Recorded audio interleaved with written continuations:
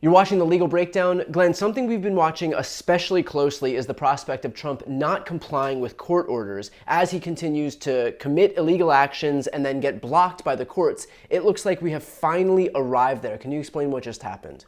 Yeah, so a federal judge in Rhode Island who had previously issued what's called a temporary restraining order, telling the Trump administration that it must lift the freeze on the billions of dollars in federal funding that had been allocated to the states. So after that order had been issued, the Trump administration had some time to comply and lift the freeze. And just today, Brian, we got another court order. It looks like the Trump administration has not complied with that temporary restraining order. So the 22 state attorneys general went back into court and sought a motion to enforce the judge's earlier order. But really, the blockbuster news is this is the first time a federal court judge has issued a ruling, a finding that the Trump administration is violating a federal court order. The judge is Judge John J. McConnell Jr. And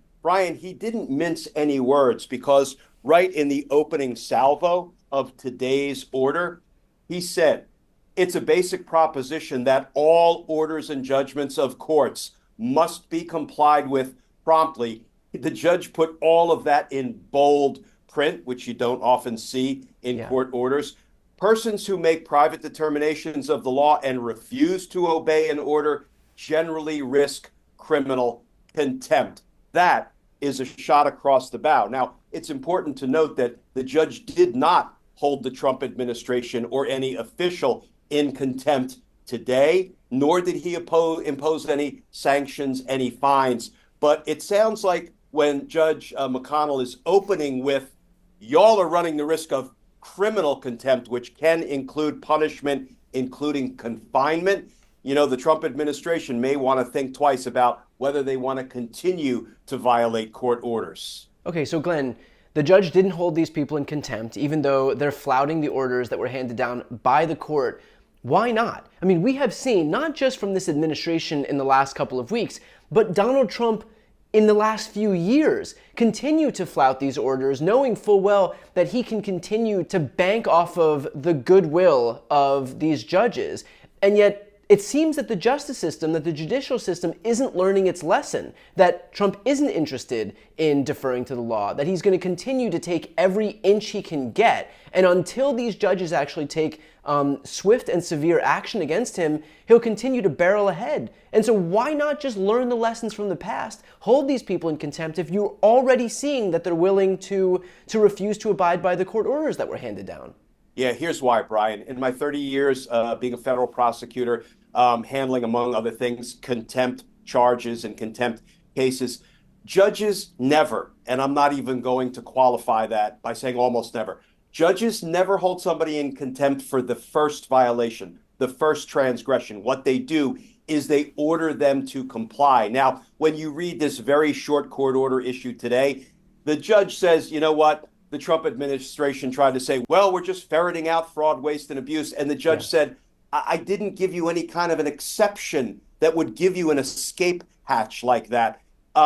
Also, the Trump administration tried to say, well, there was actually a different executive order issued, and that's why we did or didn't do certain things. The judge was having none of it. So basically, you know, you usually get one bite at the violating a court order apple before judges start to get serious. So now the judge will have to monitor this order, now that he's ordered them to comply, to see if in fact they continue to defy the order or if they comply. And if they continue to defy, I can almost promise you the next thing you're going to see are what are called show cause hearings. You, Donald Trump, and your administration must show cause as to why I shouldn't hold you in contempt, because you've been warned once. And then there are different kinds of contempt. They can proceed with civil contempt, which is really more about fines, or they can go to criminal contempt, which can include actually detaining, confining, jailing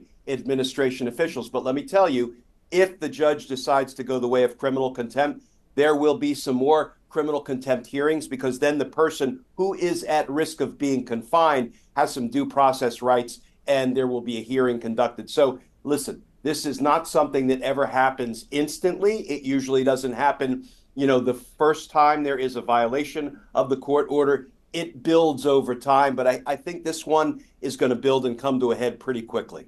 Well, Glenn, let's game this out for a moment. And let's say, for example, that a judge does decide to try and hold an administration official under criminal contempt. Ultimately, it would be under the purview of the U.S. Marshals to actually enforce that. But aren't these U.S. Marshals under the purview of the DOJ? And so you'd have the administration would be responsible for enforcing criminal action against other administration officials, which clearly they would have no interest in doing? Yeah, Brian, that's the perfect question, because that is exactly where the rubber meets the road. Let's assume that after a hearing, the judge finds that a particular Trump administration official is in criminal contempt, knowingly, intentionally, and repeatedly violating court orders. What happens next? Well, it would be the United States Marshals Service that would be responsible for example, hauling that official into court and executing a court order to take that official into custody and put them in a Federal Bureau of Prisons facility. And people will say, well, wait a minute, because the U.S. Marshals Service is part of the Department of Justice and ultimately controlled by who? Donald Trump. Wouldn't he just tell them not to comply? He can try. But here's the thing, Brian. There's a federal law that sets out the responsibilities of the U.S. Marshals Service. Anybody scoring at home, it's 28 United States Code Section 566. And here's what it says. It is the primary role and mission of the United States Marshals Service to provide security for federal judges and to obey, execute, and enforce all orders of the United States District Courts. What does that mean?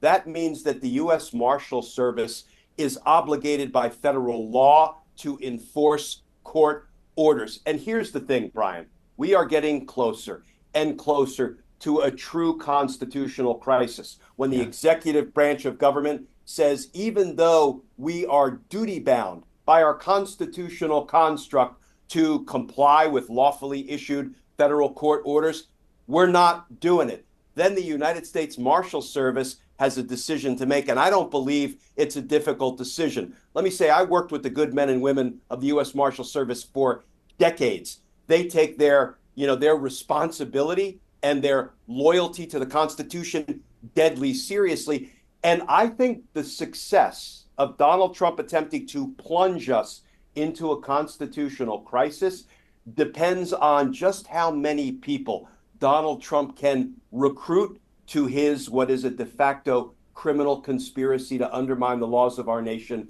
and to undermine the Constitution.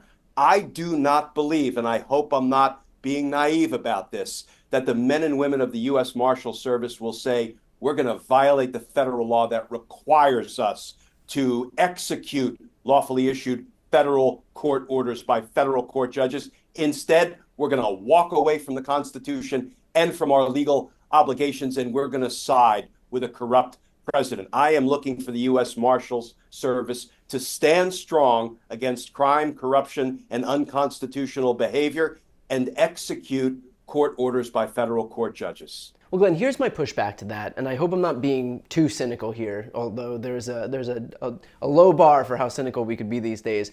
But hearing that it's unlikely to see the U.S. Marshals Service do something illegal, I mean, at the same time, we're also talking about them reacting to the prospect of the situation that we are currently in, which is that Donald Trump his administration was ordered to do something. He refused to comply with a lawful order handed down by a judge, and so that's why we're in this situation. We're already in a situation where the federal government isn't following the law, and so that's why it's difficult for me to see that and say, okay, well, we couldn't possibly see a situation where somebody would, in the federal government would defy the law because we're this whole thought experiment is in response to the Trump administration already doing exactly that. Yeah, the Trump administration is acting lawlessly. Indeed, it's acting unconstitutionally when, for example, Donald Trump signs an executive order revoking the constitutional right of birthright citizenship. And a Reagan-appointed judge who's been on the bench for 4 decades said, and I quote, "It is blatantly unconstitutional," that executive order. So we see the executive branch acting lawlessly and unconstitutionally. We see Congress, the Republicans in Congress, just laying down for Donald Trump and acting as his doormat. They're not, asserting themselves. They're not protecting their own rights and interests as a co-equal branch of government. So what's to say the United States Marshal Service will do any better?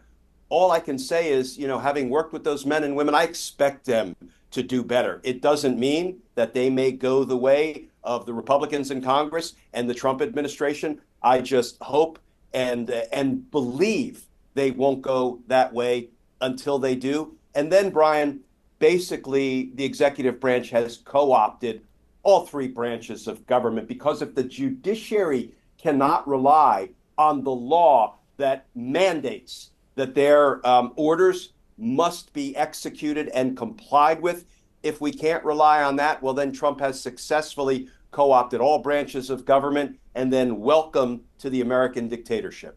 Well, look, I do want to note to that exact point that political gravity does exist, and I think that it is important that we call this stuff out as it happens so that people can be aware of it, push back on it, and we've seen the Trump administration relent before when political gravity becomes too great. So we'll continue to follow up on this stuff as soon as we have any updates. For those who are watching right now, please make sure to subscribe. The links to both of our channels are right here on the screen. I'm Brian Tyler Cohen.